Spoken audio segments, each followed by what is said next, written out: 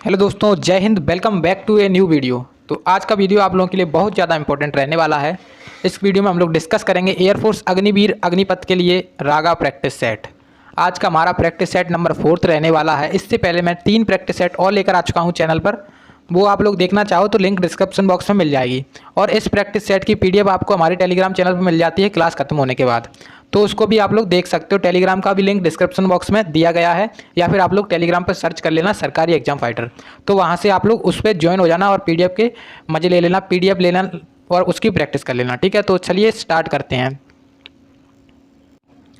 तो रोज़ की तरह सबसे पहले हमारा पार्ट चलेगा जीके का। सबसे पहले मैं आपको जानकारी दे दूं कि आपका सेशन चलता है यहाँ पे रागा का प्रैक्टिस सेट चलता है, जिसमें आपके 30 क्वेश्चन रहते हैं, जिसमें से आपके देखिए 7 से 8 क्वेश्चन बनते हैं जीके से, 7 से 8 क्वेश्चन ही बनते हैं आपके मैथ से, और रीजनिंग एक ऐसा पार्ट है जहाँ से आपके 14 से 15 क्वेश्चन बन जाते हैं सीधे सीधे। तो आप लोग उसको रीजनिंग पर ज़्यादा फोकस करें और अपनी जीके को भी अच्छा करें, क्योंकि जीके के भी काफ़ी अच्छे क्वेश्चन बनते रहते हैं। तो यहाँ पे चलिए पहला हम जीके स्टार्ट करेंगे, उसके बाद हम करेंगे मैथ और रीजनिंग की प्रैक्टिस।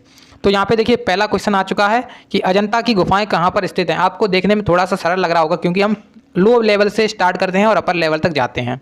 तो अजंता की गुफाएं कहाँ पर स्थित हैं, तो अजंता की गुफाएं अपने महाराष्ट्र में स्थित हैं। अब देखिए महाराष्ट्र के बारे में आप लोग जितनी जानकारी है उतनी सब आप लोग बता सकते हो कमेंट बॉक्स में, कि महाराष्ट्र के सीएम कौन है, महाराष्ट्र के राज्यपाल कौन है, ये सब चीज़ें आप लोग बता सकते हो। अब महाराष्ट्र के किस जिले में है अजंता की गुफाएं, तो अजंता की गुफाएं हैं महाराष्ट्र के औरंगाबाद में, ये भी आप लोग याद रखें। ठीक है, चलिए अब यहाँ पर ये अगला क्वेश्चन देख लेते हैं। तो देखिए इस क्वेश्चन का लेवल थोड़ा हाई हो गया है। तो यहाँ पर आप देख सकते हैं कि चैरब नृत्य का संबंध किस राज्य से है, या फिर आप लोग पढ़ सकते हो कि चैरब नृत्य किस राज्य का पारंपरिक नृत्य है। ऑप्शन यहाँ पर असम, मिजोरम और सिक्किम और अरुणाचल प्रदेश, 4 ऑप्शन आपके पास दिए गए हैं। तो इसका आंसर क्या होगा, आप लोग इसको पॉज करके बता सकते हो कमेंट बॉक्स में। तो इसका आंसर यहाँ पे देखिए चैरब नृत्य जो है अपना, वो अपना होता है मिजोरम में। कहाँ पर होता है, मिजोरम में। ये क्या होता है अब इसके बारे में थोड़ी जानकारी हासिल करेंगे हम। तो ये जब आपकी जैसे कोई फसल होती है, तो नई फसल होती है, ज़्यादा पैदावार होती है, तो वहाँ पर इस नृत्य को करते हैं, चैरब नृत्य को। अब चैरब नृत्य में क्या करते हैं, बांस से कुछ डांस करते हैं, बांस होते हैं जो, उसके साथ डांस किया जाता है बांस से। ठीक है, तो चैरब नृत्य हो गया अपना मिजोरम का। ठीक है, ये बहुत ही पुराना नृत्य है, यहाँ पर इसे किया जाता है मिजोरम में। देखिए मिजोरम के बारे में थोड़ी जानकारी हासिल करेंगे। तो मिजोरम है, इसकी राजधानी क्या है, तो मिजोरम की राजधानी है आइजोल। आप सभी को पता होगा मिजोरम की राजधानी है आइजोल। आप लोग ये राजधानी जो है ना वो याद करके जरूर जाएं, क्योंकि एक राज्य या फिर एक आपकी देश की राजधानी जरूर पूछ ली जाती है। और अगर आपसे देश की राजधानी पूछी जाती है तो कभी कभार क्या होता है, तो उसकी मुद्रा भी पूछ ली जाती है, तो इसको जरूर याद करके जाएं। तो मिजोरम की राजधानी तो हो गई आइजोल। अब यहाँ पर मुख्यमंत्री कौन है, तो यहाँ पर जो मुख्यमंत्री हैं मिजोरम के, तो मुख्यमंत्री हैं यहाँ पर जोरमथंगा। ठीक है, अब यहाँ पर आप लोग इसके राज्यपाल कौन है कमेंट बॉक्स में जरूर बताएं। अब देखिए यहाँ पर असम की बात करें हम, असम में एक नृत्य होता है, एक बिहू नृत्य होता है, और एक सत्रिया नृत्य होता है। तो दोनों को आप लोग याद रखें, सत्रिया नृत्य। तो देखिए ये दोनों एग्जाम के पॉइंट ऑफ व्यू से बहुत ज़्यादा इंपॉर्टेंट है, बिहू सत्रिया। और चैरब नृत्य मैंने आपको बता ही दिया। तो बिहू होता है असम में, सत्रिया भी असम में होता है। तो इसको आप लोग याद कर लें, क्योंकि एग्जाम के पॉइंट ऑफ व्यू से बहुत ज़्यादा इंपॉर्टेंट है। ठीक है, चलिए अब यहाँ पर अगला क्वेश्चन हम देख लेते हैं। तो अगला क्वेश्चन आ चुका है यहाँ पर आपके सामने। इसमें बोल रहे हैं कि प्रस्तावना में न्याय, सामाजिक, आर्थिक और राजनीतिक के आदर्श किस देश के उधार लिए गए हैं। तो मतलब पूछा जा रहा है कि किस देश से न्याय, सामाजिक, आर्थिक और राजनीतिक के आदर्श उधार लिए गए हैं। तो सीधा सीधा क्वेश्चन है, ये कहाँ से लिए गए हैं, तो ये लिए गए हैं अपने रूस से लिए गए हैं। अब आप लोग कमेंट बॉक्स में जरूर बताएं कि अमेरिका, ब्रिटेन या और कनाडा से क्या क्या चीज़ें ली गई हैं। क्योंकि देखिए कभी कभार संविधान से यहीं से क्वेश्चन आते हैं। संविधान से जब भी क्वेश्चन आए, एक तो राष्ट्रपति का अनुच्छेद हो गया, कुछ वित्तीय अनुच्छेद होता है एक राष्ट्रपति का, वो वाला हो गया, तो वहाँ से भी क्वेश्चन आ सकता है। राष्ट्रीय आपातकाल वाला अनुच्छेद हो गया, या फिर राष्ट्रपति पर महाभियोग वाला अनुच्छेद हो गया, ये सारे क्वेश्चन आ सकते हैं। तो यहाँ पर आप लोग ये जरूर याद करके जाएं प्रस्तावना, और प्रस्तावना में जो चीज़ें अपनी बाहर से ली गई हैं, मौलिक कर्तव्य या फिर मौलिक अधिकार, ये सब चीज़ें कहाँ से ली गई हैं, इनको अच्छे से पढ़ के जाएं, क्योंकि ये एक क्वेश्चन जरूर पूछ सकते हैं इससे। ठीक है, तो इसका आंसर हो गया रूस, प्रस्तावना से लिया गया। प्रस्तावना में न्याय, सामाजिक, आर्थिक और राजनीतिक आदर्श रूस से लिए गए हैं। चलिए अब यहाँ पर जल्दी से अगला क्वेश्चन देखते हैं। तो अगला क्वेश्चन है ओस्ट्री आर्द्रभूमि कहाँ पर स्थित है। आर्द्रभूमि अगर आप लोगों को समझ में नहीं आए तो आर्द्रभूमि झील को बोलते हैं, झील। ओस्ट्री आर्द्रभूमि कहाँ पर स्थित है, तो ये ऑप्शन है आपके पास अंडमान एवं निकोबार और लद्दाख, जम्मू कश्मीर, पुडुचेरी। तो 4 ऑप्शन आपके पास दिए गए हैं यहाँ पर। इसका आंसर क्या होगा, ओस्ट्री आर्द्रभूमि है अपनी पुडुचेरी में। कहाँ पर है, पुडुचेरी में। अब देखिए रामसर साइट्स, कुछ आपने सुना होगा रामसर साइट्स के बारे में। ईरान में एक सम्मेलन हुआ था रामसर सम्मेलन, तो वहाँ पर रामसर साइट्स के बारे में जानकारी थी आपको, वो जो आपको जानकारी है रामसर साइट्स के बारे में बताएं। और अभी आप लोग ये बताएं कि वर्तमान में भारत में कितनी रामसर साइट्स स्थित हैं और भारत की सबसे पहली रामसर साइट कौन सी थी। ठीक है, तो ये सब आप बताएं कमेंट में, क्योंकि देखिए एग्जाम आपको देना है, पेपर आपको फाइट करना है, तो आप लोग याद करोगे तो आपका ही अच्छा होगा। ठीक है, चलो अब यहाँ पर देख लेते हैं हम अगला क्वेश्चन। अगर आप लोगों को वीडियो अच्छी लग रही है तो वीडियो को लाइक जरूर करना। तो यहाँ पर अगला क्वेश्चन आ चुका है यहाँ पे आपके सामने। पूर्व प्रधानमंत्री अटल बिहारी वाजपेयी की जयंती मनाने के लिए प्रत्येक वर्ष कौन से दिन को सुशासन दिवस के रूप में मनाया जाता है? किस तारीख को सुशासन दिवस आता है अटल बिहारी वाजपेयी का बर्थडे?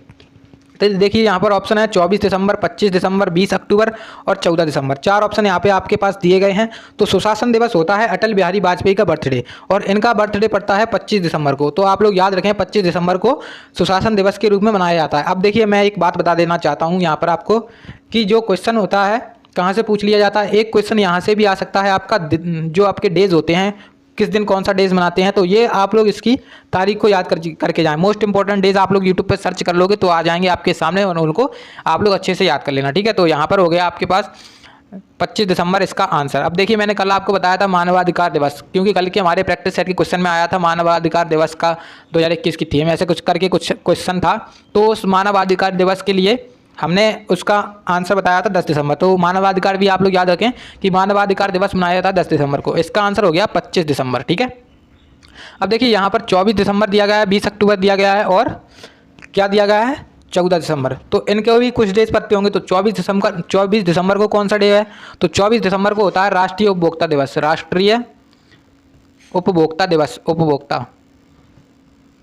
राष्ट्रीय उपभोक्ता दिवस। ठीक है, और 25 दिसंबर को हमने बता ही दिया सुशासन दिवस है। और 20 अक्टूबर को कौन सा दिन है? 20 अक्टूबर को पड़ता है विश्व सांख्यिकी दिवस।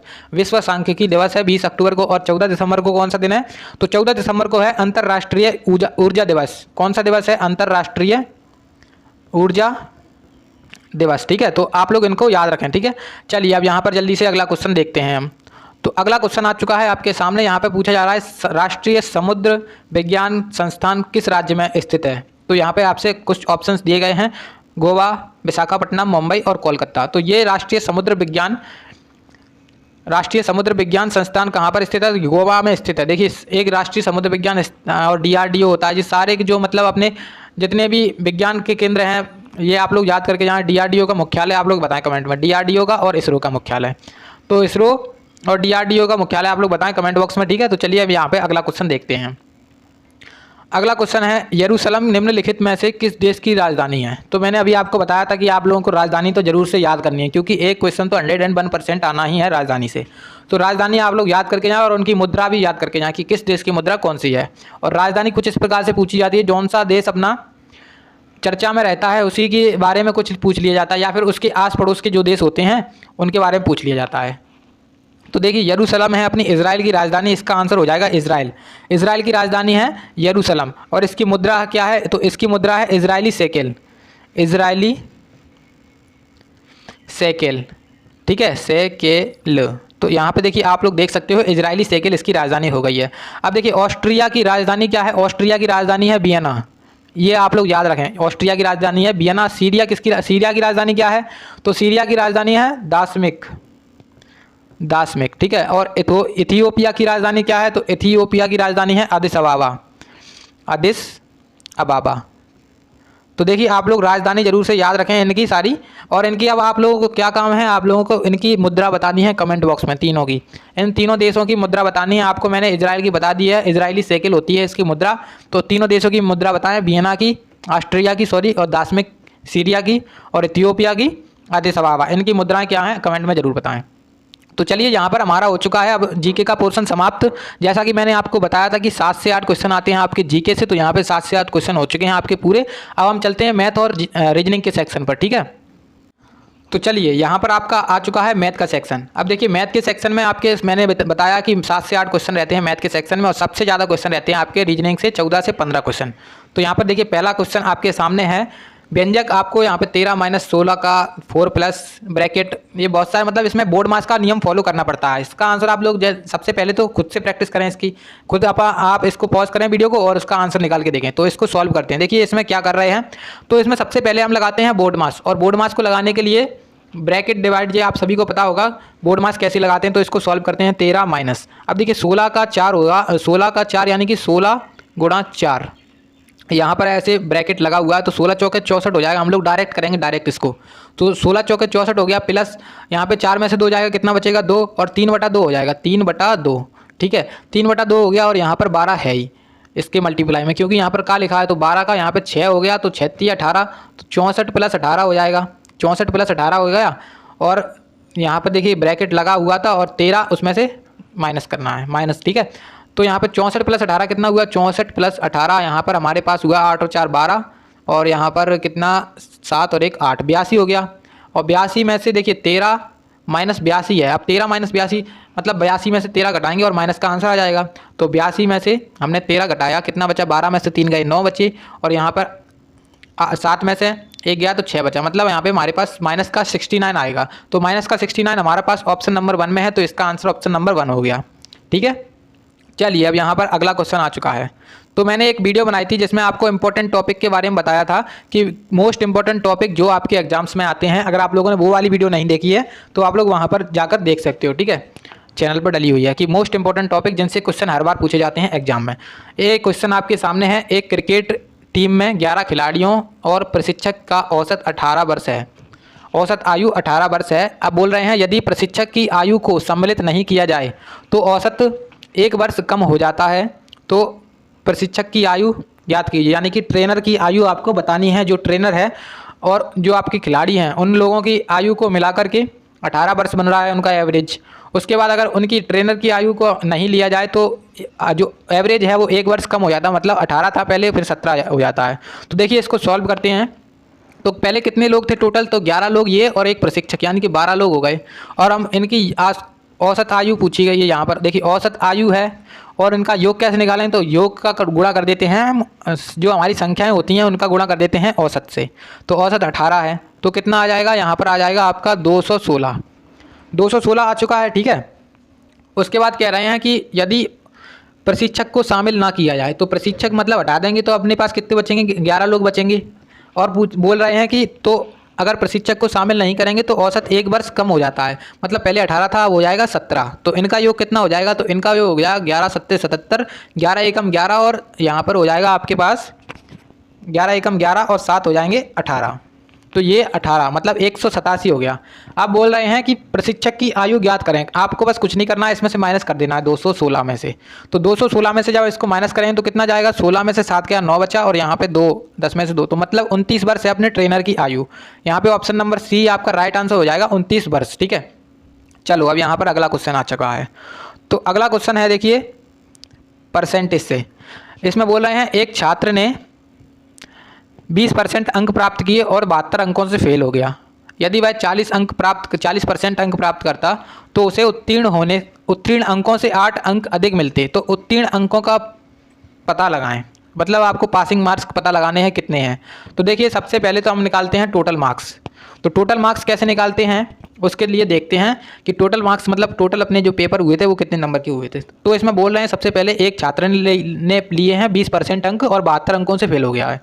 तो मतलब कोई टोटल मार्क्स होंगे x, और x का लिया है उसने 20%, परसेंट को हम नीचे लिखेंगे 100 में, और बोल रहे हैं 72 अंकों से फेल हो गया। अगर उस देखिए चलिए वो रोने लगा है जैसे 72 अंकों से कि हम मुझे 72 अंकों से फेल कर दिया है, तो मैंने कहा कि चलो तो मैं 72 अंक दे ही देता हूँ, तो मैंने उसको 72 अंक दे दिए, तो 72 नंबर ऐड कर दिए उसमें, तो मतलब वो पास हो जाएगा, बिल्कुल हो जाएगा। उसी प्रकार से बोल रहे हैं कि क्या बोल रहे हैं x ने मतलब 40% अंक प्राप्त किए उसी लड़के ने, तो 40% अंक प्राप्त किए और कितने उत्तीर्ण अंकों से 8 नंबर अधिक मिलते हैं, मतलब पास तो हो गया वो और उसने 8 नंबर और ज़्यादा ही ले लिए।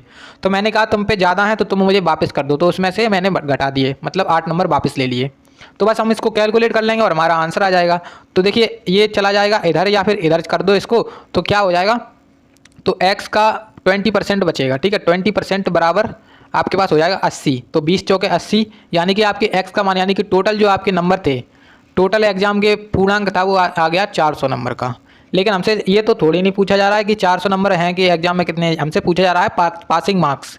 तो पासिंग मार्क्स कैसे निकालेंगे हम, देखिए हमने निकाला था अभी पासिंग मार्क्स निकाले थे कि नहीं, कि x का निकाला था, तो x का मान आ गया 400 का 40%, आप लोग इसको भी चेक कर सकते हो, लेकिन यहाँ पे सरल पड़ेगा इसलिए मैं यहाँ पे करके दिखा रहा हूँ।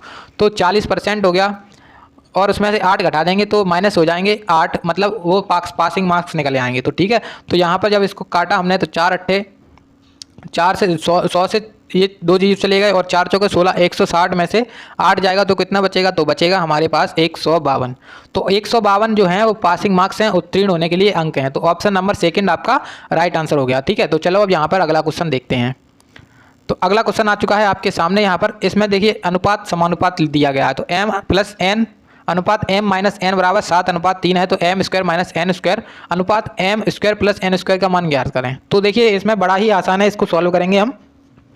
तो इसको सॉल्व करने के लिए सबसे पहले तो लिखेंगे m प्लस n, अनुपात को लिखेंगे बट्टे में, यानी कि m माइनस n कितना है 7:3। इनका मल्टीप्लाई करेंगे, क्रॉस मल्टीप्लाई करेंगे तो 3m plus 3n equal to कितना हो गया, तो 7m माइनस कितना हो गया 7n। तो देखिए अब यहाँ पर n चला जाएगा उधर और m आ जाएगा इधर, या फिर m को इधर कर दो और n को इधर कर दो। तो देखिए क्या होगा, m उधर जाएगा तो माइनस हो जाएगा, तो 4m इक्वल टू 10n। तो यहाँ पर जब इनको डिवाइड कर देंगे तो 2 दूनी 4 और 2 पंजे 10, मतलब अब आ जाएगा m रेशियो n कितना आएगा। अब m रेशियो n निकालेंगे तो m अनुपात n, तो m अनुपात n का मान कितना आ गया, तो m अनुपात n का मान आ गया 5/2, जिसको हमने निकाल लिया था। अब बोल रहे हैं m square minus n square, तो हमें इसका स्क्वायर निकालना है। तो इसका स्क्वायर बड़ा ही आसानी से कर देंगे, तो दोनों का स्क्वायर कर देते हैं। तो m का स्क्वायर हो गया, यानी कि m का मान m स्क्वायर का मान हो गया, m स्क्वायर का मान हो गया 25 और n स्क्वायर का मान हो गया 4। अब कुछ नहीं करना है, बस बोल रहे हैं m square minus n square. तो m स्क्वायर का मान था 25 माइनस n स्क्वायर का मान था 4, उसको आप नीचे लिखेंगे m स्क्वायर का मान था 25 प्लस n स्क्वायर का मान था 4। तो देखिए इसको घटाएंगे तो 21 बटे कितना निकलेगा, 21/29। तो ये रेशियो निकला।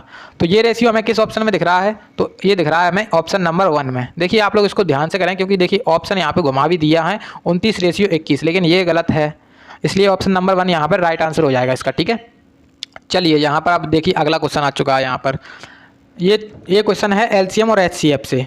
तो एलसीएम यहाँ पर देखिए दो संख्याओं को 4:7 के अनुपात में है, उनका हमें एलसीएम लघुत्तम समावर्तक 252 दिया गया है और संख्याओं का अंतर पूछ रहे हैं। तो हम इसको बड़े ही आसानी से सॉल्व करेंगे। तो संख्याएं हमारी हैं 4:7 में, तो रेशियो में हम लोग x मान लेते हैं। तो हमने रेशियो में x मान लिया, यानी कि एक संख्या हो गई 4x और एक संख्या हो गई 7x। अब इनका एलसीएम कितना होगा, एलसीएम हमारे पास जब हम इनका लेंगे तो हमारे पास 28 आ जाएगा, 28x एलसीएम आ गया। आप बोल रहे हैं कि एलसीएम आ गया 28x और यहाँ पर उन्होंने लिखा है कि उनका एलसीएम है 252। तो ये भी एलसीएम और वो भी एलसीएम, तो दोनों को बराबर कर देंगे। अब बस कर देंगे डिवाइड, तो यहाँ पर देखिए 252 और यहाँ पर कर देंगे इसको डिवाइड, तो यहाँ पर ये आएगा 9 बार। तो x का मान आ गया 9। तो x का मान जैसे ही 9 आया हमारे पास, तो बस हमने संख्याएं निकालनी, लेकिन हमें संख्याएं निकालने की जरूरत ही नहीं है। बोल रहे हैं संख्याओं का अंतर क्या होगा, 4 माइनस 7 में से 4 जाएंगे तो कितने बचेंगे, 3 और 3x बचेंगे। मतलब यहाँ पर देखिए संख्याओं का अंतर है 3x और एक x का मान हमें पता है, एक x का मान है 9, तो यहाँ पर 3x का मान हो जाएगा 27। तो यहाँ पर देखिए ऑप्शन नंबर आपका थर्ड राइट आंसर हो जाएगा। इसका मतलब संख्याओं का अंतर ज्ञात करना था, तो हमें संख्याओं का अंतर आ गया 27। तो option number C right answer हो गया। ठीक है, चलो अब यहाँ पर जल्दी से अगला क्वेश्चन देखते हैं। तो देखिए अगले क्वेश्चन आ चुका है यहाँ पर, ये है लाभ और हानि से। तो एक वस्तु को 240 रुपये में बेचने पर उतना ही लाभ होता है जितना कि उस वस्तु को 160 रुपये में बेचने से हानि होती है। तो उस वस्तु का क्रय मूल्य ज्ञात कीजिए। ये आपको सीपी मतलब कॉस्ट प्राइस ज्ञात करना है आपको इसका। तो देखिए, तो हम इसको दो तरीके से सॉल्व कर सकते हैं, या तो इसको ऑप्शन से सॉल्व करें या तो इसको तरीके से सॉल्व करें। तो पहले हम इसको तरीके से सॉल्व करेंगे, उसके बाद हम इसको ऑप्शन से सॉल्व करेंगे। तो देखिए सबसे पहले 240 रुपये में बेचने से हो रहा है उसको लाभ, और लाभ कब होता है, जब विक्रय मूल्य अपना यानी कि सेलिंग प्राइस कॉस्ट प्राइस से बड़ा होता है। तो सेलिंग प्राइस कॉस्ट प्राइस से बड़ा होगा, तो मतलब 240 में से सीपी घटा दो यानी कि क्रय मूल्य, तो अपना आ जाएगा लाभ बिल्कुल आ जाएगा। उसी प्रकार से बोल रहे हैं उस वस्तु को 160 रुपये में बेचने से हानि, दोनों बराबर हैं। तो देखिए 160 रुपये में हानि कब होती है, जब अपना कॉस्ट प्राइस बड़ा होता है और सेलिंग प्राइस छोटा है तो होता है। तो सीपी यहाँ पर आ जाएगा और उसमें से माइनस हो जाएगा 160। ये दोनों बराबर हैं, मतलब जो उसको 240 रुपये में बेचने से प्रॉफिट हुआ है उसको 160 रुपये में बेचने से लॉस जो हुआ है वो दोनों आपस में बराबर हैं। बस हमने इसको कैलकुलेट करना है और आंसर हमारा आ गया। तो यहाँ पर 2 CP हो जाएगा और 2 CP बराबर कितना हो जाएगा, ये आएगा तो हो जाएगा 400। अब इसको डिवाइड करेंगे तो CP का मान आ जाएगा 200। तो यही आंसर हमें निकालना था, CP का मान था 200। ठीक है, CP का मान था 200। अब इसको देखिए हम ऑप्शन से भी सॉल्व कर सकते हैं। तो ऑप्शन को सबसे पहले हम उठाएंगे 180। तो 180 जैसे हमारा हो गया CP। ठीक है, 180 हो गया CP। अब बोल रहे हैं 240 रुपये में बेचा पहले तो, और उसमें लाभ हुआ है। तो 180 की चीज़ है 240 में बेची तो 60 का लाभ हो गया। उसी प्रकार से अगर 160 में बेचेंगे और 180 की चीज़ है तो 20 की हानि हुई। ये दोनों बराबर नहीं है ना, तो ये गलत हो गया मतलब हमारा ऑप्शन। अब हम देखेंगे ऑप्शन नंबर बी उठा करके। तो ऑप्शन नंबर बी जैसे ही उठाया तो 220 की चीज़ थी और 240 में बेच दी, मतलब 20 का लाभ हुआ। उसके बाद बोल रहे हैं 160 में बेची है जैसे, तो 160 में बेचेंगे कितने की हानि होगी, 60 की हानि होगी, तो ये भी गलत हो गया।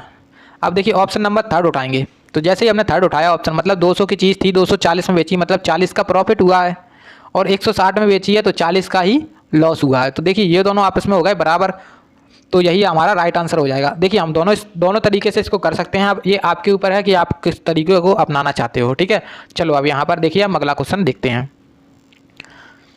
तो अगला क्वेश्चन देखिए कुछ इस प्रकार से आपके सामने यहाँ पर आ चुका है। थोड़ा सा जूम कर देता हूँ मैं इसको। तो देखिए इस क्वेश्चन में बोल रहे हैं, ये है वर्क एंड टाइम से। ए किसी काम को 10 दिनों में पूरा कर सकता है, उसी प्रकार बी उसी काम को 12 दिनों में पूरा कर सकता है। तो दोनों को साथ मिलकर काम पूरा करने में कितना समय लगेगा, कितने दिनों का समय लगेगा। तो देखिए हम इसको किस तरीके से सॉल्व करते हैं। ये हम बड़े आसान तरीके से सॉल्व करते हैं इस प्रकार के क्वेश्चन को। तो ए कर रहा है 10 दिनों में और बी कर रहा है हमारा कितने दिनों में, तो बी कर रहा है हमारा 12 दिनों में। हमें अब बस कुछ नहीं करना है, तो हमें बस इसका एलसीएम मान लेना है। तो एलसीएम देखिए हम इसका एलसीएम ले लेते हैं। कितना आ जाएगा एलसीएम, 12 पंजे 60। तो यहाँ पे आ चुका है 60 एलसीएम। और अब हम करेंगे इनकी एफिशिएंसी की तुलना करेंगे। तो मतलब देखिए ये हमारा जो 60 हुआ है वो हमने मान लिया है कि टोटल वर्क है, कोई टोटल वर्क है। ठीक है, 60 काम को ए कर रहा है 10 दिनों में, मतलब एक दिन में कितने काम करेगा, तो एक दिन में करेगा 6 काम। ये हमने डिवाइड कर दिया है, इसको जब 10 से करेंगे तो 6 आ जाएगा। तो हमने ए का मान निकाल लिया एक दिन का। ठीक है, उसी प्रकार से ए कर रहा है, बी कर रहा है 12 दिनों में, तो बी का एक दिन का कितना हो जाएगा, 12 पंजे 60, मतलब 5 हो जाएगा। अब ये दोनों आ गई इनकी क्षमता, मतलब एक दिन का काम आ गया। एक दिन में ये लोग कितना करते हैं दोनों को मिला करके, तो 5 + 6 हो जाएगा 11। ए प्लस बी का मान कितना हो गया, 11। देखिए तो 11 हो गया, मतलब एक दिन में ये लोग 11 काम करते हैं। और टोटल काम कितने हैं, 60 काम है टोटल। तो 11 देखिए 60 काम है टोटल और 11 करते हैं एक दिन में, तो कितना टाइम लगेगा, तो 11 पंजे 55, 5 बचेंगी और यहाँ पर आ जाएगा 11। तो 5 होल 5/11। तो ऑप्शन नंबर यहाँ पे आपका सी दिख रहा है, जो कि राइट आंसर है इसका, ऑप्शन नंबर सी। तो 11 पंजे 55 देखिए तो कितने दिनों में करेंगे, ए और बी मिलकर करेंगे इस काम को 5 सही 5/11 दिनों में। तो ऑप्शन नंबर सी इसका राइट आंसर हो गया। ठीक है, तो देखिए यहाँ पर आपके हो चुके हैं, अभी एक क्वेश्चन और बाकी है। तो ये क्वेश्चन देखिए यहाँ पर है, ये भी क्वेश्चन बड़ा ही आसान है, इसको हम आसान तरीके से सॉल्व करेंगे। तो देखिए इस क्वेश्चन में बोल रहे हैं एक वर्ग की भुजा को, थोड़ा इसको मैं जूम करके दिखा देता हूँ आपको, जिससे आपको थोड़ा सही सा दिख जाए। ठीक है, तो यदि एक वर्ग की भुजा की में 20% की वृद्धि होती है तो उसके परिमाप में कितने % की वृद्धि हो जाएगी। तो देखिए वर्ग का होता है परिमाप 4a, वर्ग का परिमाप होता है 4a। ठीक है, ये आप लोग याद होगा, आपको पता है। ठीक है, उसके बाद बोल रहे हैं वर्ग की भुजा। देखिए वर्ग की भुजा हम कोई भी मान सकते हैं, आप लोग 10 मान लो, 20 मान लो, तो लेकिन मैं मानूंगा 100, क्योंकि 100 से आपको कैलकुलेशन करने में आसानी होती है। तो मैंने जैसे मान ली एक वर्ग की भुजा है 100, तो उसका परिमाप क्या होगा, तो उसका परिमाप होगा 4a, यानी कि 400। तो 4 × 100 हो गया 400। पहले 400 था, अब देखिए अब बोल रहे हैं वर्ग की भुजा में 20% की वृद्धि कर दी, मतलब 100 में 20% की वृद्धि तो 120 हो गया, मतलब वर्ग की भुजा हो गई अब 120। अब बोल रहे हैं 120 का इसका परिमाप निकाली, तो इसका परिमाप निकाल के देखेंगे हम। तो 4 × 120 कितना हो जाएगा, 12 चौके 48, मतलब 480। पहले 400 था, फिर 480 हो गया, कितना बढ़ गया, तो 80 बढ़ गया। लेकिन पूछ रहे हैं कितने % में पूछ रहे हैं, तो कुछ नहीं, हम % निकाल लेंगे। किससे निकालते हैं, जो हमारी ओरिजिनल चीज़ होती है। तो 400 पे ही तो बढ़ी है, 400 पे कितनी बढ़ गई है, 80 बढ़ गई है। तो इसमें मल्टीप्लाई कर देंगे, % निकल आएगी। तो यहाँ पे देखिए 100 से 2 जीरो चले गए और यहाँ पे 4 से चला जाएगा 20 बार। तो इसका आंसर आ गया 20%। तो 20% is the right answer of the question. ठीक है, तो यहाँ पर अब हमारा हो चुका है मैथ का सेक्शन समाप्त। अब इसके बाद आएगा हमारा रीजनिंग का सेक्शन। तो रीजनिंग का सेक्शन आ चुका है यहाँ पर आपके सामने। तो देखिए हमारा पहला क्वेश्चन है डिक्शनरी चैप्टर से। इसमें एक जो डिक्शनरी चैप्टर है रीजनिंग में, वो आपका एक क्वेश्चन जरूर बना के जाएगा आपके एग्जाम में, क्योंकि डिक्शनरी चैप्टर से आपका एक क्वेश्चन अपना पड़ता है एग्जाम में। ठीक है, तो यहाँ पर देखिए जब इसको हम सॉल्व करेंगे तो QEER, देखिए सबसे पहले तो हमें इसको सॉल्व करने के लिए कॉमन चीज़ें ढूंढनी पड़ती हैं। तो कॉमन चीज़ें क्या है, QU तो सभी में है। उसके बाद QUA और QUA। तो देखिए यहाँ पर QUA है तीनों में, लेकिन बाद उसके बाद क्या है QUL। तो देखिए QUL तो इन दोनों में है, मतलब इन दोनों को पहले रखेंगे। अब इन दोनों में कैसे डिसाइड करेंगे हम पहले कौन आएगा, तो L के बाद I भी दोनों में है, L के बाद हो गई I भी दोनों में। तो इसको थोड़ा मैं जूम करके आपको दिखा देता हूँ जिससे आपको सही से दिख जाए। L के बाद I दोनों में है, ठीक है, लेकिन उसके बाद पता चल जाएगा कि कौन सा, इसमें T है और इसमें F है। तो जो अंग्रेजी डिक्शनरी होती है उसमें सबसे पहले क्या आता है, पहले तो F आएगा, उसी के बाद तो T आएगा बाद में कभी। F का नंबर होता है 6, T का नंबर होता है 20। तो यहाँ पर F आएगा पहले, तो यानी कि तीसरा नंबर का जो अपना है वर्ड वो आएगा पहले, फिर उसके बाद आएगा दूसरा। उसके बाद क्या था QUA, यहाँ से यहाँ तक तो था, फिर मतलब आएगा अपना पाँचवा। तो यहाँ तक आ गया अपना 3, 2, 5। तो देखिए हम पहले ऑप्शन चेक करेंगे कि हमारा कोई ऑप्शन मिल रहा है 3, 2, 5 वाला। अगर मिल रहा है तो हमें और चेक करने की ज़रूरत नहीं पड़ेगी, ये हमें सुविधा हो जाएगी। तो देखिए यहाँ पर देखिए हम देख सकते हैं यहाँ पर कोई भी ऑप्शन में दिख नहीं रहा है, और यहाँ पर देखेंगे तो यहाँ पर भी नहीं है, और यहाँ पर देखेंगे तो यहाँ पर भी नहीं है। तो ऑप्शन नंबर हमारा यहाँ पर थर्ड जो है 3, 2, 5, 1, 4, तो यही राइट आंसर हो जाएगा इसका। हमें और भी चेक करने की भी ज़रूरत नहीं पड़ेगी, ठीक है। तो ये इसका राइट आंसर हो गया। अब चलिए यहाँ पर हम अगला क्वेश्चन देखते हैं। तो अगला क्वेश्चन है कि दिए गए विकल्पों में से उस शब्द का चयन कीजिए जिसे दिए गए शब्दों के अक्षरों का उपयोग करके नहीं बनाया जा सकता है। तो यहाँ पर कंटिन्यूसली बोला गया है, और इसमें एक शब्द दिया गया है कंटिन्यूसली, और इसमें आपको 4 ऑप्शंस दिए गए हैं और देखा गया है कि कौन सा शब्द नहीं बनाया जा सकता है। तो इस प्रकार के क्वेश्चन बड़े आसान होते हैं। बस एक बार आप लोग स्पेलिंग को अच्छे से देख के और ऑप्शंस की स्पेलिंग को अच्छे से देख लो, और जो आपका लेटर उसमें नहीं दिखे तो उसका ही आंसर लगा देते हैं। तो इसका आंसर क्या होगा, इसमें हो जाएगा स्टिंक, STINK। देखिए स्टिंक में यहाँ पर के एक ऐसा लेटर है यहाँ पर जो कि हमें यहाँ पर दिया नहीं गया है कंटिन्यूसली में। तो यहाँ पर इसका आंसर हो जाएगा स्टिंक, ठीक है, क्योंकि के की वजह से।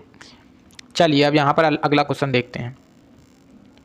तो अगला क्वेश्चन आपके सामने कुछ इस प्रकार से दिया गया है। तो उस विकल्प का चयन कीजिए जो तीसरे पद से उसी प्रकार से संबंधित है जिस प्रकार दूसरा पद पहले पद से संबंधित है। तो अलमारी का संबंध भंडारण से है, तो कुर्सी का संबंध किससे होगा। देखिए अलमारी जो होती है वो अपनी स्टोर करने के लिए होती है। कोई भी चीज़ हो उसको स्टोर करने के लिए, जैसे कपड़े हो गए या फिर कोई सामान हो गया, उसको स्टोर करने के लिए अलमीरा का उपयोग किया जाता है। तो कुर्सी का उपयोग किसके लिए किया जाता है, तो बैठने के लिए कुर्सी का उपयोग किया जाता है, ठीक है। चलो अब यहाँ पर देखते हैं हम अगला क्वेश्चन। तो देखिए यहाँ पर एनालॉजी चैप्टर से ये क्वेश्चन है, और इस प्रकार का क्वेश्चन भी आपका एक एग्जाम में आता है, क्योंकि रीजनिंग एक ऐसा चैप्टर ऐसा टॉपिक है यहाँ पर आपके 14 से 15 क्वेश्चन आते हैं। तो लगभग आपके कुछ इंपॉर्टेंट टॉपिक हैं जो मैंने बताए थे आपको वीडियो में, वो उस चैप्टर से ज़्यादा क्वेश्चन पूछे जाते हैं। तो देखिए हम इसको सॉल्व करेंगे। उस विकल्प का चयन कीजिए, यहाँ पर देखिए उस विकल्प का चयन कीजिए जिसमें 2 संख्याएँ समान संबंध साझा करती हैं जो दिए गए युग्म संख्या युग्म द्वारा साझा किया गया है। मतलब इसमें बोल रहे हैं जो रिलेशन जो हमें दिया गया है 529 और 23 में है, वो रिलेशन किस में है। तो देखिए इसका बस कुछ नहीं है। देखिए 23 का जब हम स्क्वायर करते हैं तो इसका स्क्वायर है 529, तो 23 का स्क्वायर लिख दिया है इन्होंने पहले, ठीक है। तो उसके बाद ही हम यहाँ पे देखिए 11 का स्क्वायर 121 होता है, 25 का स्क्वायर होता है 625। ये भी गलत है, ये भी गलत है, ये भी गलत है। तो आपका जो ऑप्शन है वो क्या होगा, आपका ऑप्शन हो जाएगा यहाँ पे 729, ऑप्शन नंबर डी, क्योंकि 27 का स्क्वायर 729 होता है, ठीक है। चलिए अब यहाँ पर अगला क्वेश्चन हम देखते हैं। अगला क्वेश्चन तो देखिए एक ब्लड रिलेशन चैप्टर है, उसमें ब्लड रिलेशन चैप्टर होता है। उस ब्लड रिलेशन चैप्टर में से भी एक क्वेश्चन आपका 101% आना होता है। तो इस चैप्टर को भी अच्छे से तैयार करके जाएं। तो यहाँ पर क्वेश्चन पूछा गया है अक्षय प्रज्ञा के पिता का इकलौता ग्रैंडसन है और अक्षय अपने पिता का इकलौता पुत्र है। तो अक्षय और प्रज्ञा के बीच रिलेशन बताइए। तो देखिए इसका एक फैमिली ट्री बनता है, उस फैमिली ट्री को हम बनाएंगे और बोल रहे हैं देखिए अक्षय प्रज्ञा के पिता का। देखिए प्रज्ञा को हम पी से व्यक्त करेंगे, प्रज्ञा के पिता को हम इधर लिखेंगे, उसके बाद लिखेंगे प्रज्ञा के पिता का पिता यहाँ पे हो गया। उसके बाद बोल रहे हैं पिता के पिता का इकलौता ग्रैंडसन है, मतलब इनका लड़के का लड़का है अक्षय। तो अक्षय को ए से व्यक्त करेंगे, ठीक है, अक्षय को ए से व्यक्त करेंगे। और बोल रहे हैं अक्षय अपने पिता का इकलौता पुत्र है, मतलब अक्षय अपने पिता का इकलौता पुत्र है, मतलब ये हो गया। और अक्षय ये दोनों भाई बहन हो गए, क्योंकि इनके पिता के मतलब इनके दादाजी का इकलौता ग्रैंडसन कौन हो गया, अक्षय। तो ये देखिए ये दोनों हो गए भाई बहन। ये इनके पिता हैं और इनके दादाजी ये ऊपर वाले, ठीक है। तो इसका आंसर क्या हो जाएगा, अक्षय और प्रज्ञा के बीच क्या रिलेशन है, तो रिलेशन भाई बहन का है यहाँ पर, ठीक है। Option number 1। चलिए यहाँ पर अब अगला क्वेश्चन देखते हैं। तो अगला क्वेश्चन ऑड वन आउट से है। तो देखिए ऑड वन आउट में दिए गए विकल्पों में से बेजोड़ शब्द को चुनिए। तो देखिए ये क्वेश्चन है थोड़ा सा ईजी। तो इस क्वेश्चन में बेजोड़ सबसे क्या है, तो इसमें है सबसे बेजोड़ अप्रैल, क्योंकि देखिए अप्रैल में 30 डेज़ होते हैं, बाकी सारे जितने आपको माह दिख रहे हैं इनमें जनवरी 31 की होती है, मार्च भी 31 की और दिसंबर भी 31 की, लेकिन जो अप्रैल है अपना वो 30 का है, इसलिए यह ऑड वन आउट है, ठीक है। चलिए अब देखिए ये क्वेश्चन है आपके सामने और यहाँ पर आपको थोड़ा सा मैं बताता हूँ जूम करके। और इस क्वेश्चन में देखिए यहाँ पर 12:30 बजे क्वेश्चन बोला गया है। 12:30 बजे एक घड़ी की घंटे की सुई उत्तर की दिशा की ओर है तथा मिनट की सुई दक्षिण की दिशा की ओर है, तो 2:45 पर मिनट की सुई कहाँ पर होगी। तो देखिए सबसे पहले तो एक वॉच बनानी पड़ेगी। यहाँ पर देखिए यहाँ पर होता है अपना 12 और यहाँ पर होता है 6। अब देखिए ऊपर होती है अपनी नॉर्थ, फिर इधर होती है अपनी ईस्ट, फिर नीचे होती है साउथ, इधर होती है वेस्ट। अब बोल रहे हैं कि 12:30 बजे, तो 12 बजे 12:30 बजे 12 मतलब जो घंटे वाली सुई है वो है अपनी उत्तर की ओर, यानी कि ऊपर है नॉर्थ की तरफ, और जो मिनट वाली सुई है वो यहाँ पर अपनी साउथ की तरफ है, दक्षिण की ओर है। तो देखिए 2:45 करेंगे जब 2:45, तो 2:45 यहाँ पर होंगे कुछ इस प्रकार से। तो यहाँ पर 3 होते हैं, यहाँ पर 9 होते हैं, तो यहाँ पर 2:45 होंगे। तो घंटे की सुई होगी अपनी 3 पे और मिनट की सुई होगी अपनी किस पर, 9 पर, यानी कि किस दिशा में, इधर कौन सी दिशा है, इधर की साइड, तो इधर की साइड है वेस्ट, यानी कि पश्चिम, पश्चिम दिशा है। तो इसका आंसर हो गया पश्चिम, यानी कि ऑप्शन नंबर बी। चलिए अब यहाँ पर अगला क्वेश्चन देखते हैं, अगला क्वेश्चन जल्दी से, क्योंकि वीडियो काफ़ी लंबा हो जाता है, लेकिन आप लोग अगर वीडियो को पूरा देखते हो, वॉच करते हो उसको, तो काफ़ी हेल्पफुल रहता है आप लोगों के लिए। तो देखिए इसमें कोडिंग डिकोडिंग चैप्टर एक ऐसा है, फिर से मैं बता देता हूँ कि कोडिंग डिकोडिंग से भी एक क्वेश्चन जरूर से आना होता है। तो यहाँ पर देखिए सिल्क को लिखा है इन्होंने QGJISILK, सिल्क को लिखा है QGJ और I, किस प्रकार से लिख दिया है इसको देखेंगे हम। देखिए हमें सबसे पहले तो अंग्रेजी वर्णमाला के लेटर की संख्या याद होनी चाहिए कि हमारा कौन सा लेटर किस नंबर पे आता है। तो एस आता है अपना, अगर हम इसको जल्दी बनाना चाहते हैं क्वेश्चन को, तो एस आप अपना आता है 19 पे, उसके बाद क्यू आता है अपना 17 पे, तो 19 में से 17 हो गया, यानी कि यहाँ पे -2 कर दिया है। उसके बाद अपना आई आता है 9 पे और जी आता है 7 पे, तो फिर से -2 किया है क्योंकि 9 से 7 हो गया है। उसी प्रकार एल 12 और जे 10 नंबर पे आता है, तो फिर से -2 हुआ है। और के आता है अपना 11 पे और आई आता है 9 पे, मतलब फिर से -2 हुआ है। मतलब ये सभी में -2 -2 -2 -2 कर रहे हैं, ठीक है। तो ये वाला हम अगर लॉजिक इसमें लगा दें बोट में, तो हमारा आंसर आ जाएगा। और यही हमसे पूछ रहे हैं कि बोट को कोड करिए, तो वोट को लिखेंगे हम VOTE। तो देखिए हम कहाँ से स्टार्ट करेंगे, V से स्टार्ट करेंगे, और उसमें V कितने नंबर पे आता है अपना, तो V आता है अपना सबसे पहले तो 22 नंबर पे, और 22 में से हम करेंगे -2, और -2 करके 20 आएगा, और 20 पे आएगा अपना T। तो जैसे ही हमारा T आया, तो देखिए हमारे 2 ऑप्शन तो वैसे ही निपट गए, चले गए, कट गए, कुछ भी बोल सकते हो। उसके बाद अपना अगला स्टेप देखेंगे ओ आता है अपना 15 नंबर पर, और 15 के बाद उसमें से -2 करेंगे तो वो आएगा 13, और 13 पे आता है अपना M।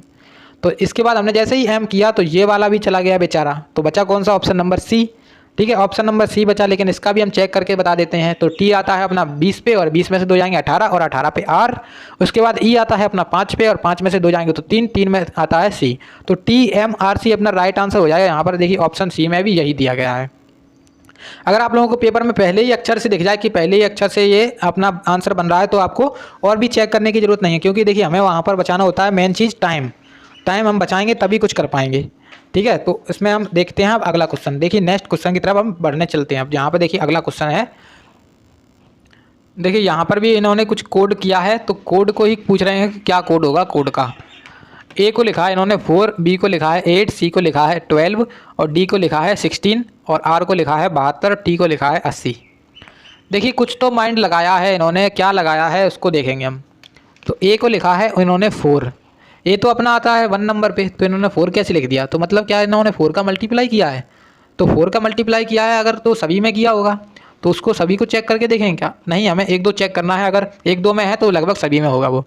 तो देखिए B का है अपना नंबर होता है 2, उसमें अगर 4 का मल्टीप्लाई करेंगे तो 8, और यहाँ पर भी इन्होंने 8 लिखा है। C का नंबर है अपना 3, और 3 में 4 का मल्टीप्लाई करेंगे तो यहाँ पर आएगा 12, और 12 को यहाँ पे इन्होंने लिखा है। मतलब ये 4 कोई भी चीज़ हो, मतलब कोई भी लेटर हो, उसको 4 से मल्टीप्लाई कर दे रहे हैं, 4 गुना कर दे रहे हैं उसका। तो यहाँ पर हम कोड को भी लिखेंगे CODE। तो कोड को सी का अपना आता है 3 नंबर पे, और 3 का 4 गुना हो जाएगा 12। देखिए एक ऑप्शन नेट चला गया हमारा। उसके बाद अपना आता है ओ 15 पे आता है, 15 का 4 गुना हो जाएगा 15 चौके 60। तो ये वाला भी ये वाला भी दोनों चले गए, तो option number D right answer हो गया इसका, ठीक है। लेकिन हम इसको और चेक करेंगे तो क्योंकि आपको अच्छे से समझ में आ जाए, तो डी आता है अपना 4 पे, और 4 का 4 से मल्टीप्लाई करेंगे तो 4 चौके 16 आ जाएगा। और ई आता है अपना 5 पे, और 5 का 4 से किया मल्टीप्लाई तो आ गया अपना 5 चौके 20। तो ये आ गया अपना 12, 60, 16, 20। तो राइट आंसर हो गया ऑप्शन नंबर डी। चलो अब यहाँ पर देखिए अगला है आपके सामने क्वेश्चन दिशा और दूरी से। तो दिशा और दूरी एक ऐसा चैप्टर है, यहाँ से भी क्वेश्चन बनता है 101%। तो इस क्वेश्चन को हम सॉल्व करेंगे मात्र सेकंड्स में सॉल्व करेंगे बिना चित्र बना करके। तो इसको बिना चित्र बना करके सबसे पहले तो क्वेश्चन को पढ़ना है। एक व्यक्ति पश्चिम की ओर 10 मीटर चलता है और वह बाईं ओर मुड़कर 20 मीटर चलता है। फिर वह दाईं तरफ मुड़ता है और 20 मीटर चलता है। फिर वह दाईं तरफ मुड़ता है और 20 मीटर चलता है। वह व्यक्ति प्रारंभिक बिंदु से कितनी दूरी पर स्थित है। तो देखिए ऐसे क्वेश्चन को हम 2 प्रकार से कर सकते हैं, चित्र बना करके और बिना चित्र बना करके। तो हम इसको बिना चित्र बना करके करेंगे, क्योंकि देखिए चित्र बनाने में काफ़ी टाइम लगता है। तो देखिए इसको बिना चित्र के लिए कैसे करेंगे। इसको बिना चित्र से बनाने के लिए पहले लिखेंगे नॉर्थ, फिर उसके बाद ईस्ट, फिर उसके बाद साउथ, फिर वेस्ट, ठीक है। तो इसको हमने लिखा। अब बोल रहे हैं पश्चिम की ओर उसने चला है 10 मीटर, पश्चिम की ओर यानी कि वेस्ट में चला है 10 मीटर। उसके बाद बोल रहे हैं बाईं ओर मुड़कर, पश्चिम का बायां किस तरफ होता है। तो पश्चिम देखिए सबसे पहले तो दिशा बनानी पड़ेगी, ईस्ट, वेस्ट, साउथ और नॉर्थ। अब देखिए पश्चिम है, आप इधर मुंह करे हो तो इस आपका बायां हाथ किधर होगा, इस तरफ होगा, मतलब साउथ है। तो पश्चिम का बायां हो गया साउथ। तो साउथ में कितना चल रहा है 20 मीटर, ठीक है। उसके बाद बोल रहे हैं फिर वह दाईं ओर मुड़ता है। अब इसका मुंह है साउथ में, और साउथ का आपका दायां किधर होगा, तो इधर ही होगा, मतलब फिर से आप पश्चिम में आ चुके हैं। और कितने चल रहे हैं 20 मीटर चल रहे हैं, दाईं ओर मुड़कर फिर से 20 मीटर चले आप, ठीक है। उसके बाद बोल रहे हैं फिर से आप दाईं ओर मुड़े। अब देखिए आपका मुख है अभी पश्चिम में, आपका मुख पश्चिम में है यहाँ पर। उसके बाद दायां किधर होगा, दायां होगा इधर, यानी कि उत्तर दिशा में। तो उत्तर दिशा में आप लोग 20 मीटर चले, तो यहाँ पर आप लोगों का 20 मीटर आ गया। अब बोल रहे हैं वह व्यक्ति प्रारंभिक बिंदु से कितनी दूरी पर स्थित है। तो प्रारंभिक बिंदु से कितनी दूरी पर स्थित है, इसको निकालने के लिए ईस्ट में से वेस्ट घटा देंगे, या फिर वेस्ट में से ईस्ट घटा देंगे, और साउथ और नॉर्थ को आपस में माइनस कर देंगे। तो इस प्रकार से देखिए नॉर्थ और साउथ वाले दोनों आपस में माइनस हो गए। और यहाँ पर देखिए ईस्ट यहाँ पर कुछ है नहीं है, तो इसको हटा करके 30 मीटर बचेगा। देखिए इन दोनों को ऐड किया तो 30 मीटर आ गया। 30 मीटर वेस्ट, मतलब जो अपने पहले वो प्रारंभिक बिंदु से कितनी दूरी पर है, 30 मीटर की दूरी पर है, और पश्चिम दिशा में है। यहाँ पर दिशा नहीं पूछी गई है, लेकिन मैंने दिशा भी बता दी आपको, पश्चिम दिशा में है इसका आंसर, ठीक है। तो इस प्रकार से हम लोग इसको बिना किसी चित्र बनाए और आराम से कर सकते हैं। बस आपको इसकी प्रैक्टिस करनी पड़ेगी थोड़ी सी बस, और सब कुछ आपको आसानी से आ जाएगा, ठीक है। चलो अब यहाँ पर देखिए अगला क्वेश्चन देखते हैं। तो देखिए हमारा यहाँ पे अगला क्वेश्चन आ चुका है। इस क्वेश्चन में देखिए हमें बताना है क्वेश्चन मार्क के स्थान पर, यानी कि मिसिंग नंबर है, मिसिंग लेटर बोल सकते हो इसको। देखिए ये क्वेश्चन भी एक क्वेश्चन जरूर फंसता है एग्जाम में। अगर आप लोगों ने मेरे पिछले वाले प्रैक्टिस सेट की वीडियो देखी होगी तो उसमें आपको पता होगा कि हर प्रैक्टिस सेट में ये क्वेश्चन आ रहा है, और हर में आ रहा है, मतलब कहीं ना कहीं ये काफ़ी इंपॉर्टेंट होगा, तभी तो मैं लेकर आ रहा हूँ इसको। तो यहाँ पर देखिए इसमें क्या लॉजिक लगा रहे हैं उसको देखते हैं। एन के बाद हुआ है यहाँ पर पी, सबसे पहले तो एन के बाद हुआ है पी, फिर उसके बाद हुआ है आर। एन आता है अपना 14 पर, उसके बाद पी आता है 16 पर, और उसके बाद आर आता है 18 पर। तो यहाँ पर कर रहे हैं कुछ 2 प्लस, यानी कि 14 से 16 फिर 18, 2 प्लस कर दिया। यहाँ पर ओ आता है अपना 15 पर, क्यू आता है अपना 17 पर, उसके बाद एस आता है अपना 19 पर। यहाँ पर भी +2 कर रहे हैं, +2, और यहाँ पर भी +2 कर रहे हैं। तो हम इसको भी निकालेंगे। तो देखिए यहाँ पर हमें पहली ही संख्या निकालनी है, तो देखिए लास्ट से करेंगे तो -2 करना पड़ेगा हमें, उल्टे चल रहे हैं ना यहाँ पे हम। तो टी आता है 20 पे, और 20 में से -2 करेंगे तो 18, और 18 पे आ गया आर, और आर आता है 18 पे, 18 में से -2 करेंगे तो 16 आएगा, और 16 पे आता है अपना पी। तो देखिए इसका आंसर हो जाएगा P, option number C. Option number C यहाँ पर राइट आंसर हो गया इसका, ठीक है। चलिए अब आ चुकी है हमारी नॉन वर्बल रीजनिंग, जो कि आपकी एग्जाम में पूछी जाती है 5 क्वेश्चन लगभग। नॉन वर्बल रीजनिंग से आपके 5 क्वेश्चन पूछे जाते हैं लगभग। तो यहाँ पर इसको भी हम सॉल्व करेंगे बड़े ही आसानी से। देखिए पहला क्वेश्चन है, मैं आपको थोड़ा सा जूम करके इसको समझा देता हूँ, फिर आपको ऑप्शन दिखा के चेक करा दूंगा। तो इसमें हम क्वेश्चन मार्क के स्थान पर आकृति बनानी है हमें, इसको ही हम पूरा कर लेते हैं। देखिए पहले तो हमारा बनेगा ये पूरा हो जाएगा, मतलब ये यहाँ से ये आकृति बनेगी पूरी, उसके बाद ये वाली भी बनेगी पूरी, और ये वाली भी बनेगी पूरी। उसके बाद देखिए पॉइंट यहाँ पर है, एक पॉइंट यहाँ पर आ जाएगा, ठीक है। तो कुछ इस प्रकार से बनेगी, मतलब ऐसी, फिर फिर ऐसी, और यहाँ पर एक पॉइंट आ जाएगा, ठीक है। यहाँ पर तो देखेंगे हम ये आकृति हमारी किस में बन रही है। तो देखिए हमने पहले ऑप्शन में चेक किया तो यहाँ पर 2 पॉइंट बना दिए हैं, तो ये वाली नहीं बन सकती है। और यहाँ पर कई ज़्यादा पॉइंट बना दिए हैं और यहाँ पर भी नहीं, तो मतलब ऑप्शन नंबर ए यहाँ पर बी आपका राइट आंसर हो जाएगा इसका, ठीक है। चलिए देखिए ये क्वेश्चन है। अब ये क्वेश्चन है आपको बड़े ही आसानी से नहीं कर पाओगे आप लोग। कई बार इसमें क्या होता है, आप लोग बहुत ज़्यादा कन्फ्यूजन हो जाते हो और गलत आंसर टिक कर देते हो।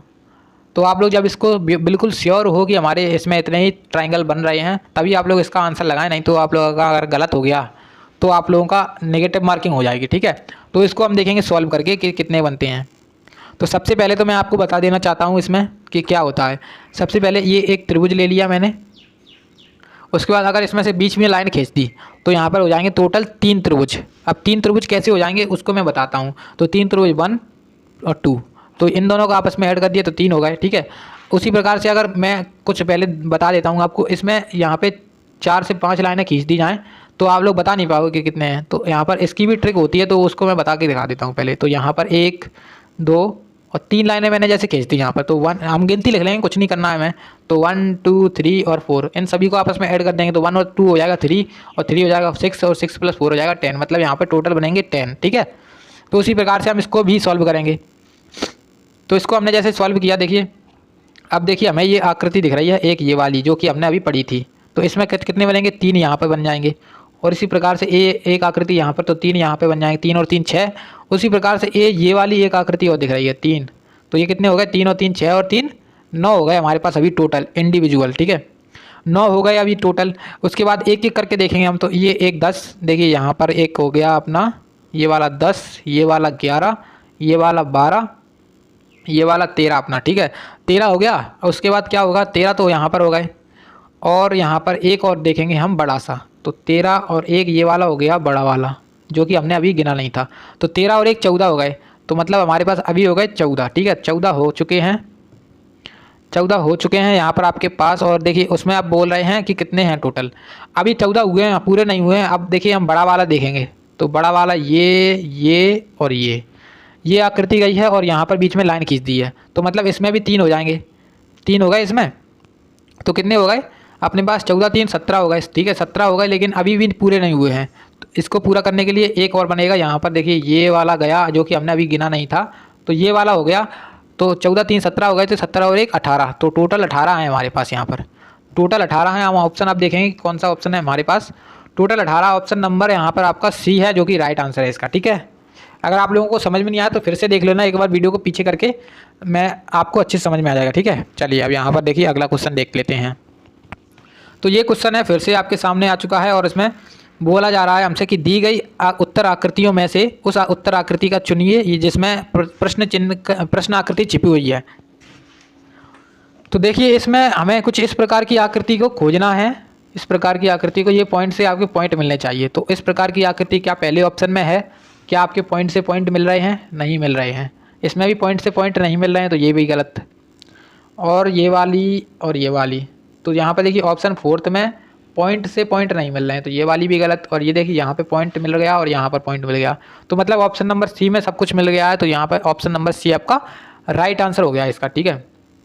चलिए अब ये है लास्ट क्वेश्चन इस वीडियो का, और यहाँ पर इसमें हमें लगाना है लॉजिक अपना कि क्या करेंगे इसमें। तो इसमें देखिए क्या किया है इन्होंने, तो 94 माइनस सॉरी मैंने यह बोल दिया यार। तो 94 @ 67 = यहाँ पर 27 है। तो देखिए ऐट द रेट के स्थान पर हमें कुछ ऐसी संख्या लेकर ऐसा चिन्ह लेकर आना पड़ेगा जिससे 27 हो जाए यहाँ पर। उसके बाद 87 @ 45 है, तो 94 जैसे हमने किया। तो अगर इसमें से माइनस करेंगे 67, तो यहाँ पर देखिए कितना आता है, 27 ही आएगा, मतलब यहाँ पर माइनस का चिन्ह है। अगर हमारा सही होगा लॉजिक तो इसमें भी काम करेगा। तो 45 में से यहाँ पर देखिए 87 में से 45 जाएगा, तो देखिए 7 में से 5 गया 2 और यहाँ पे 4, मतलब 42 बचेगा। मतलब ये लॉजिक है, माइनस लगा रहे हैं ऐट द रेट के स्थान पर। तो 69 में से मैं पूछा गया है 69 @ 32 का मान बताइए, तो 32 घटा देंगे इसमें से, तो कितना आ जाएगा, इसमें आएगा 37। तो ऑप्शन नंबर सी आपका राइट आंसर हो जाएगा यहाँ पर, ठीक है। तो ऑप्शन नंबर सी इसका राइट आंसर हो गया। तो यहाँ पर हो चुके हैं आपकी वीडियो के क्वेश्चन पूरे सारे के सारे। अगर आप लोगों को वीडियो अच्छी लगी हो तो वीडियो को लाइक करें, शेयर करें अपने दोस्तों के साथ, जिससे उनका भी भला हो।